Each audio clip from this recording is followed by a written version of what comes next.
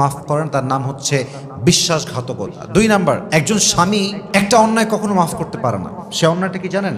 সেটা হচ্ছে যদি স্বামী কখনো জানতে পারে যে আমার ওয়াইফ আমার সাথে শুয়ার আগে, আমি আবারও কথাটা বলতে চাই কারণ এটা বলতে একটু ইতস্তত করছি, জাস্ট বোঝাবার স্বার্থে বলছি এবং আমি আগেই ক্ষমা চাচ্ছি আমার শব্দের জন্য, but I want to make you realize যে এটা আসলে কতটা সেন্সিটিভ ইস্যু। পুরুষ যদি বিয়ের পরে জানতে পারে আমার ওয়াইফ আর এক পুরুষের সঙ্গে শুয়ে আসছে, নাউজুবিল্লাহ, I am so sorry to say that, বিশ্বাস করেন এটা জানার পরে একজন পুরুষ তার স্ত্রীর প্রতি সম্মান, রেসপেক্ট যা ছিল আর চুল পরিমাণ কিছুই বাকি থাকে না, ঠিক কিনা বলেন? এরপরে সম্পর্কটা থাকে জাস্ট সিচুয়েশনশিপ, এটার নাম রিলেশনশিপ নয়।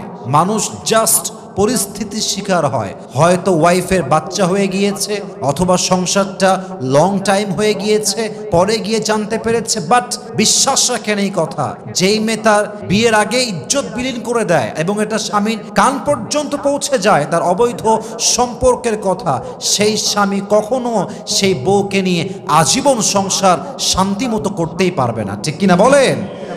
এই অন্যায়টা স্বামী কখনো ক্ষমা করতে পারে না। এবং খেয়াল রাখবেন, একজন নারীর জীবনের সবচাইতে দামি সম্পদ হচ্ছে তার ইজ্জত, তার সতীত্ব। কোরআনে আল্লাহ তাআলা কি বলছেন? আল্লাহ তাআলা বলেছেন ওয়ালা তাকরাবুজ জিনা ইন্নাহু কানা ফাহিশা। আল্লাহ বলেন নাই যে তোমরা জিনা করো না, আল্লাহ তাআলা বলেছেন জিনা হতে পারে, ব্যভিচার হতে পারে, অন্যায় হতে পারে, এমন কাজের আশেপাশেও যাওয়া যাবে না। তার মানে হলো জিনা এক মারাত্মক অপরাধ। এটা এমন বিশাল অপরাধ যেই বান্দা যেই বান্দি বিয়ের পূর্বে জিনা করে, অন্যায় করে, তাদের বিয়ের পরে সমস্ত সুখকে হারাম করে দেয় একজন, তিনি কে? দিস ইজ দ্য ন্যাচার, এটাই ন্যাচার।